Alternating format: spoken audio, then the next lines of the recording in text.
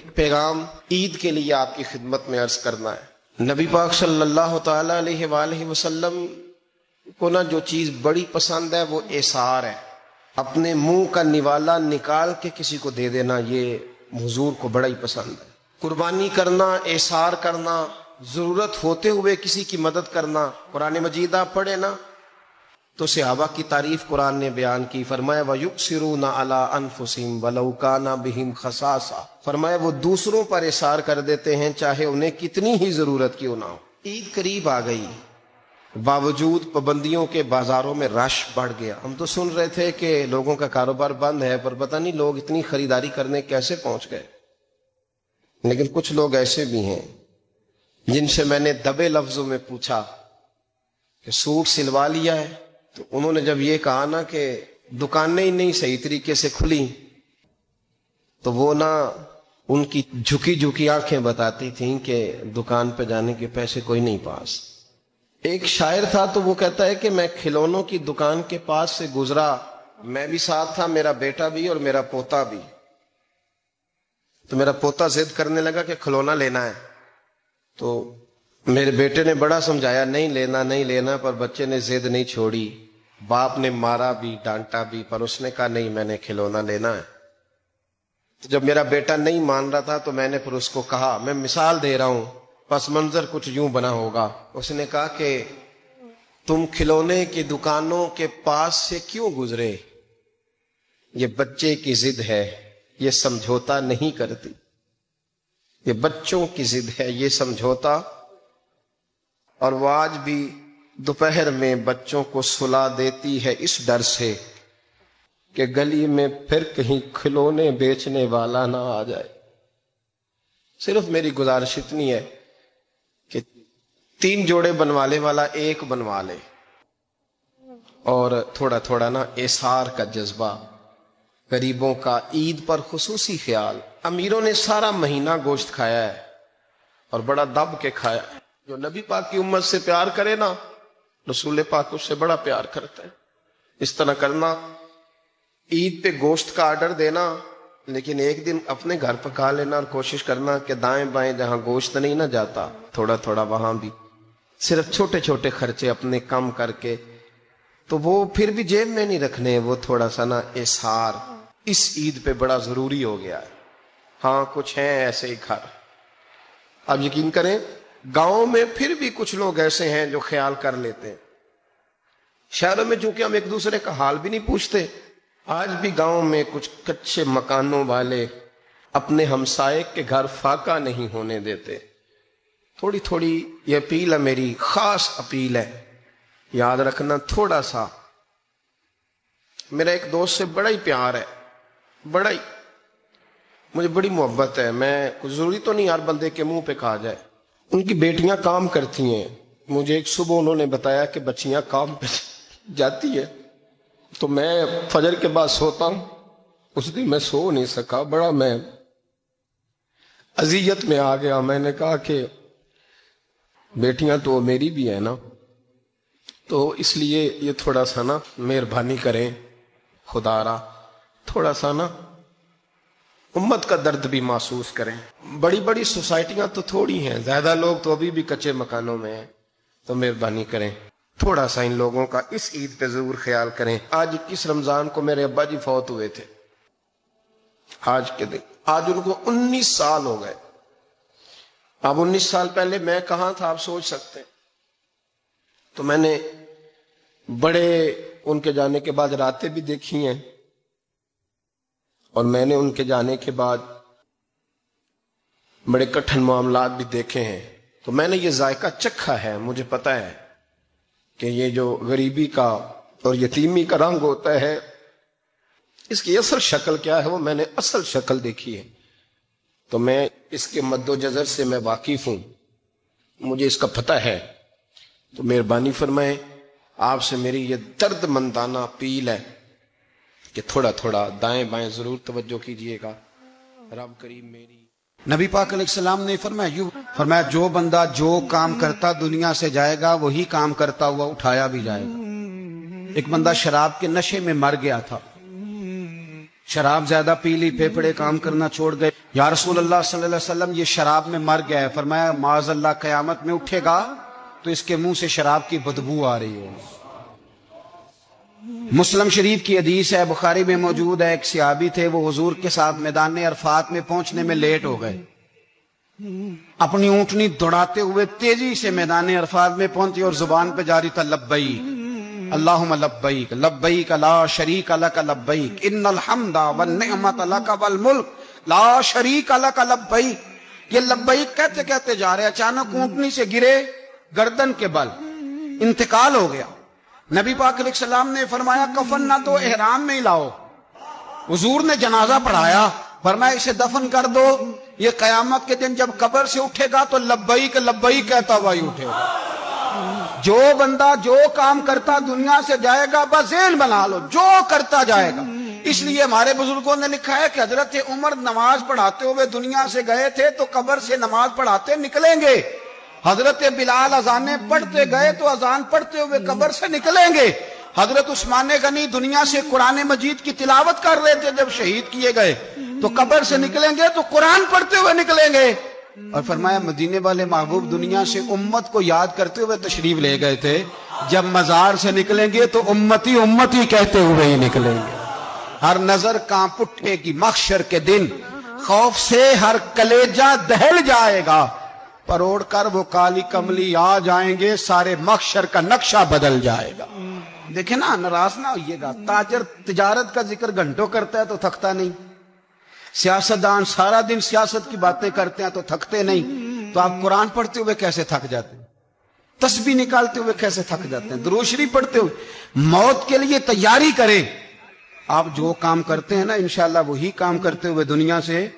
اعلیٰ حضرت فاضل بریلوی رحمت اللہ تعالیٰ علیہ فرمایا کرتے تھے انشاءاللہ ساری زندگی حضور کے ترانے پڑھے ہیں، قیامت میں بھی ترانے پڑھتے ہی اٹھیں گے. میں اپنی حیاتی تو قربان تھی وہاں محمد محمد پکیندے گزر گئی، محمد محمد پکیندے گزر گئی، احد کولو احمد ملیندے گزر گئی. تو تیاری کریں، اسباب اس کے لیے بنائیں. آپ بخاری مسلم دیکھیے، حضرت سیدنا ابو بکر صدیق رضی اللہ تعالیٰ عنہ فرمانے لگے کہ جب ہم غار ثور میں تھے تو کافر جو تھے نا وہ بالکل غار کے قریب آ گئے. جن لوگوں نے غار ثور دیکھی ہوئی ہے وہ جانتے ہیں کہ اس جانب وہ سوراخ ہے غار ثور کا جہاں تک کافر آن پہنچے تھے. تو فرماتے ہیں کہ کافر بالکل قریب آ گئے. اب پوزیشن یہ بن گئی کہ ان کے پیر ہمیں نظر آنے لگے، بالکل سامنے کھڑے ہیں، وہ تلاش کرتے کرتے آ گئے. حضرت ابو بکر صدیق رضی اللہ تعالیٰ عنہ فرماتے میں نے بڑی پریشانی کے عالم میں عرض کی یا رسول اللہ صلی اللہ علیہ وسلم، اگر انہوں نے اپنے پیروں کی طرف دیکھا تو ہمیں پکڑ لیں گے، اگر انہوں نے اپنے پیر دیکھے تو وہ ہمیں چھوڑیں گے نہیں، پکڑ لیں گے. تو نبی پاک صلی اللہ تعالیٰ علیہ وسلم کا میں نے چہرہ دیکھا تو حضور کے چہرے پر پورا اطمینان تھا. میں نے بڑی پریشانی کے عالم میں عرض کی حضور وہ گرفتار کرنے والے پہنچ گئے، بالکل یعنی بالکل ہی پہنچ گئے حضور، یہ پیر آ گئے ان کے. یا رسول اللہ صلی اللہ علیہ وسلم اگر انہوں نے نیچے دیکھا تو ہمیں گرفتار کر لیں گے. قربان جاؤں مدینے والے محبوب کے توکل پر. نبی کریم نے ایک جملہ کہا، حضور بڑے اطمینان سے فرمانے لگے ابو بکر ان دو بندوں کے بارے میں تیرا کیا خیال ہے جن کے ساتھ تیسرا ان کا رب ہوا کرتا ہے؟ جن کے ساتھ تیسرا ان کا رب ہو تو ان کے بارے میں تیرا کیا خیال ہے؟ ان اللہ معانا، فرمایا بے شک اللہ ہمارے ساتھ ہے. تو اللہ کی ذات پر توکل، بھروسہ اس کے فضل پر، اس کے کرم پر. دیکھیں نا ہمارے ہاں بہت زیادہ بعض لوگ خوف کا شکار ہو جاتے ہیں، ڈرتے پھرتے ہیں، سہمے رہتے ہیں. خدا کے بندے تیرا ڈر تجھے مارے گا، تیرا خوف تجھے مار ڈالے گا، تیرا ڈر جو ہے وہ تجھے کمزور کر دے گا. اگر تیرے اندر قوت ہے، اگر تیرے اندر ہمت ہے. جو لوگ روب کا شکار ہو جاتے ہیں وہ چلے جاتے ہیں، وہ ختم ہو جاتے ہیں. اور جن کی قوتیں باقی رہتی ہیں، جن کی ہمتیں باقی رہتی ہیں، جن کی طاقتیں باقی رہتی ہیں، وہ جسمانی طور پر تو جوان ہوتے ہیں، اللہ انہیں روحانی طور پر بھی جوانی عطا فرما دے. یہ جو دن چل رہے ہیں وہ ہمارے ہاں ہمارے حکمران کہتے ہیں مزید سخت فیصلے کرنے پڑیں گے. میں نے کہا تمہارے لیے تو آسان ہے، اس لیے کہ تم تو جس دفتر میں بیٹھ کے فیصلہ کرتے ہو اس کی تو بتی کوئی نہیں جاتی. तुम्हें क्या पता हो, वहां तो एसी भी 1 मिनट के लिए बंद नहीं होता। ये तो उससे पूछो बाप से कि जो ईद से पहले अपनी बीवी से मशवरा कर रहा है कि ईद आ गई है, अगर बेटी के घर कपड़े ना भेजे तो उसकी सास बातें करेगी। ये छोटी ईद गुजरी थी ना, तो हमारे यहाँ कुछ लोग समझते हैं कि सखावत सिर्फ रमजान में ही करनी है, और रमजान में सवाब ज्यादा है, वरना राशन वंडन वाले और लोग को ईदों बाद भी भूख लग दीजिए, ईद के बाद भी उसी तरह ही गरीब के साथ पेट होता है, लेकिन तवज्जो नहीं। एक तो ज़ौक़ इल्म पैदा करें। हमने इस ईद पे कोशिश करनी है कि हमारी गली में, हमारे मोहल्ले में, हमारे दाएं बाएं थोड़ा सफ़र करें, बच्चों को देखें, सरकारी स्कूल से निकलते बच्चों को देखें, मसाजिद मदारस से निकलते बच्चों को देखें। हम ना 1-1, 2-2 का साथ दें। ये जितनी सियासी जमातें काम कर रही हैं, जिनकी हुकूमत थी, जिनकी है, पता नहीं कल किसकी आएगी। मैं तो ज़ाती तौर पर इनसे पूरा मायूस हूँ। मुझे तो नहीं लगता कि जितने लोग आज तक हुकूमत कर चुके हैं, बार बार आते हैं या पिछली हुकूमत गई है, इनके पास कोई प्लान ही नहीं है। ये तो बेचारे एक दूसरे की टांगें खींचने के अलावा ना कुछ कर सके हैं, ना उम्मीद है कुछ करेंगे। लेकिन गरीब की तकलीफ बढ़ गई है। मेरे पास 20 लोग आते हैं, आते तो वो दुआ का कहने हैं, आते तो सिर्फ ये बताने हैं कि इस मुश्किल में हूँ, दुआ करना। लेकिन दोस्तों, लोगों की बातें सुन के बड़ी तकलीफ होती है। हम क्या किसी की मदद कर सकते हैं? हमारे लिए तो मदारस चलाने मुश्किल हैं, लेकिन लोग अजियत का शिकार हैं। ज़हनी कर्ब के नीचे लोग आ गए, इतनी बड़ी अजियतें खड़ी कर दी गई हैं। थोड़ा थोड़ा देखो, 2 का खाना 3 भी तो खा ही सकते हैं ना, 3 का खाना 4 भी तो खा ही सकते हैं ना। मेरे महबूब ने हमें ये नहीं कहा था ज्यादा गोश्त पकाना, बल्कि रसूल पाक ने तो रंग ही बड़ा सादा दिया है। करीम ने फरमाया, आयशा शोरबा जरा ज्यादा कर लो, पड़ोसियों को भी सालन दे देंगे, थोड़ा शोरबा ज्यादा कर लो, इसी को बढ़ा लो, थोड़ा शोरबा बढ़ा लें, थोड़ा थोड़ा एक दूसरे की मदद करें, दस्त शफकत रखें। गलियों में सुनसान लोग, अब तो लोग एक दूसरे से दुख भी नहीं कहते, वो कहते हैं देना किसी ने है कुछ नहीं, और तमाशा अलग से बन जाएगा। दोस्तों, हमने खुद एक दूसरे का हाथ बटाना है। जो लोग साहिब सरबत हैं, देखो एक ही बाप की औलाद होती है, एक को अल्लाह बड़ा नवाज देता है, 2-3 कमजोर रह जाते हैं, उसको चाहिए वो दूसरों पे दस्ते शफकत रखे। एक गली में सारे लोग एक ही कबीले के, एक ही इलाके के, एक आगे निकल गया है, उसे चाहिए वो दूसरों का ख्याल करे। अजीज भाइयों, हमने इस कमर तोड़ महंगाई के दौर में, तकरीर तो मैं कर रहा हूं, ये किसी और ने कैसे शुरू कर दी? इस वक्त मेरा टाइम है जी तकरीर का, और कोई नहीं करेगा, खामोशी से बैठे, अल्लाह आपको जज़ाए खैर दे। आप लोग अगर बैठ जाएंगे तो अच्छा रहेगा, पिछलों को भी आसानी हो जाएगी। पीछे आपके लोग तकलीफ में हैं, नहीं पीछे देखने को नहीं कहा, बैठने को कहा। अगर आसानी से बैठ सकें, अल्लाह आपको जज़ाए खैर अता फरमाए। किसी और जगह पे एहतमाम हो जाता ज़्यादा अच्छा था। कुछ थोड़ी सी दुश्वारी अहबाब को हुई, लेकिन कई दफ़ा दूर से बंदा चल के आए तो उसे नमाज का ज़्यादा सवाब होता है। तो आप थोड़ा सा, हमारा गुफ्तगू का वक्त है, लंबा नहीं, आप अगर इत्मीनान से बैठ जाएंगे तो 2-4 बातें अपनी बिसात के मुताबिक अर्ज करने की कोशिश करूँगा। अल्लाह तौफीक अता फरमाए। सबसे पहली बात तो यह है कि ये दस्तार फजीलत है तलबा का। इल्म का लुग़वी माना जानने के होते हैं।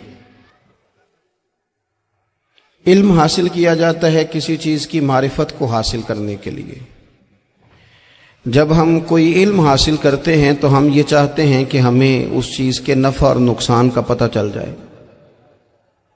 और जब हम दीनी इल्म हासिल करते हैं तो उसका मकसद ये होता है कि हमें रज़ाइल और खसाइल इन दोनों की खबर हो जाए। खैर क्या है, शर क्या है, उसमें तमीज़ का मलका हमें नसीब हो जाए। अच्छाई और बुराई खुलकर हमारे सामने वाज़े हो जाए, ये मकसूद होता है इल्म से। इल्म से, तालीम से मकसद ज़्यादा बातें करना नहीं होता। एक आदमी बहुत ज़्यादा बातें करता है तो शायद बड़ा आलिम है, एक शख्स बहुत ज़्यादा गुफ्तगू करता है तो उसके पास मालूमात ज़्यादा, ऐसा नहीं। बल्कि हज़रत अब्दुल्लाह इब्न मसूद रदी अल्लाह तआला अन्हु से जब किसी ने पूछा था कि बड़ा आलिम कौन होता है, تو آپ فرمانے لگے جو رب سے زیادہ ڈرے وہ بڑا عالم ہے.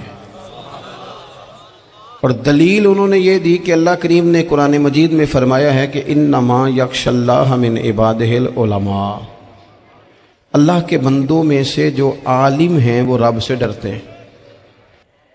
تو دینی تعلیم، اس کی معلومات حاصل کرنے کی کوشش کریں، صحیح کریں.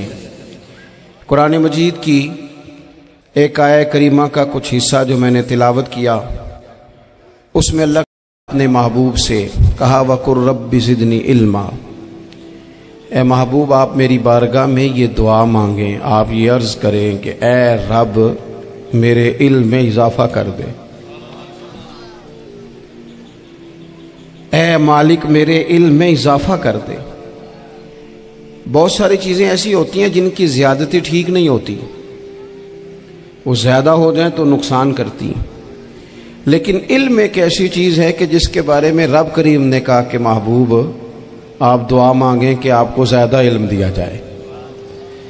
اور پھر علم ایک ایسی چیز ہے کہ کوئی بھی آدمی یہ دعویٰ نہ کرے کہ میں نے بڑا حاصل کر لیا ہے، میری اب تکمیل ہو گئی ہے، میں اب مکمل ہو گیا ہوں.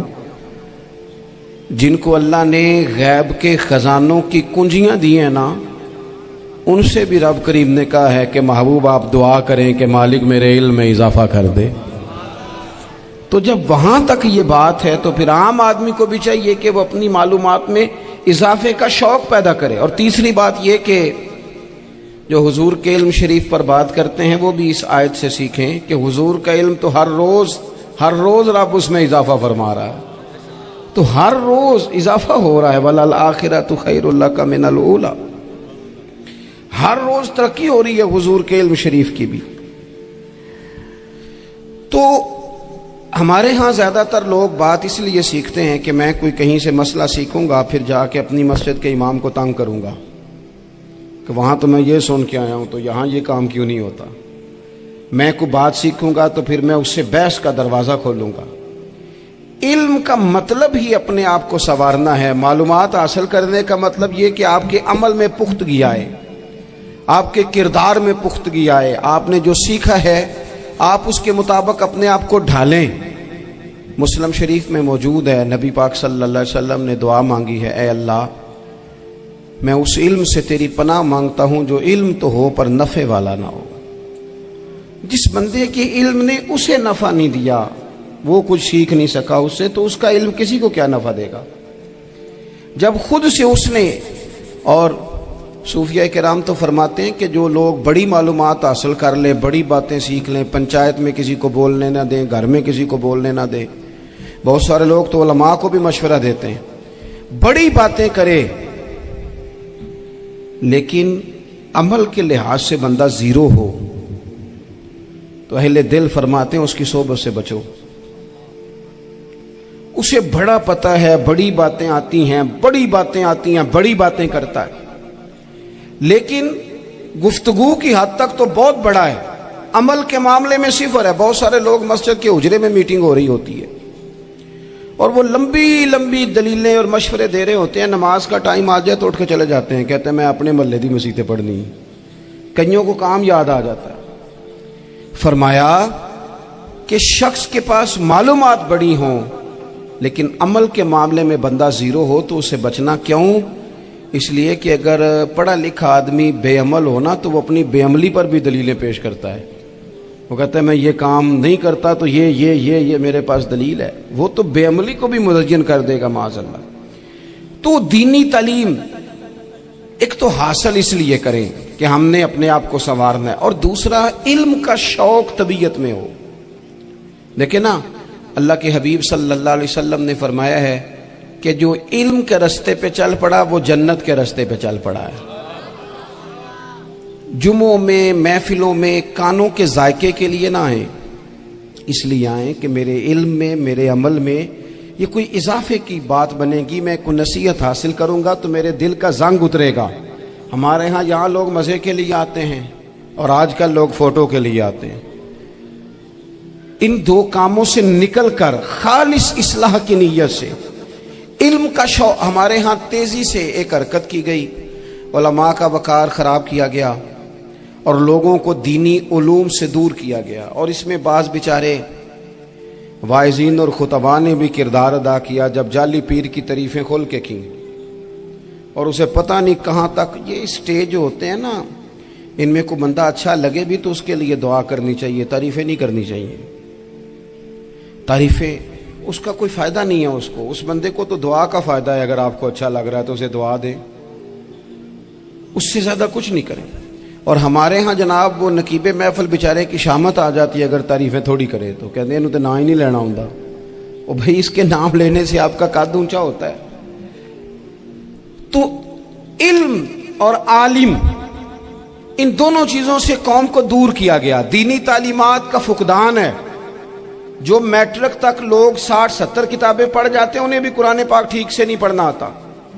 دور کیا گیا. آپ مجھے بتائیے، چلیں ایک مسجد ہی آپ دیکھ لیں، اس مسجد کے اندر اگر ایک طرف ایک عالم دین مشکاہ شریف کھول کے بیٹھے ہوں، حدیث پاک کا درس ہو رہا ہے، یا بہار شریعت کھول کے بیٹھے ہیں، فقہی مسائل بیان کیے، اور اسی مسجد میں ایک بابا جی جبہ پہن کے تگڑا سا بڑی سی پگڑی باندھ کے اور 500 دانے والی تسبیح لے کے بیٹھے ہیں. اب ایک بندہ اندر آتا ہے تو وہ کدھر جائے گا؟ عالم کی طرف کہ بابا جی کی طرف؟ وہ کیوں جا رہا ہے بھلا بابا جی کی طرف؟ وہ اس لیے کہ ہم نے اسے یہ بتایا ہی نہیں کہ جس طرح سبحان اللہ سبحان اللہ سبحان اللہ پڑھنا عبادت ہے نا، اسی طرح دارابا پڑھنا بھی عبادت ہے. اسے ہم نے بتایا نہیں کہ جب تک علم کے رستے میں رہنا بھی عبادت ہے. جب تک اسے یہ سمجھ نہیں نہ آئے گی کہ جس طرح وظائف کی کتاب پڑھنا عبادت ہے، اسی طرح مشکاہ شریف پڑھنا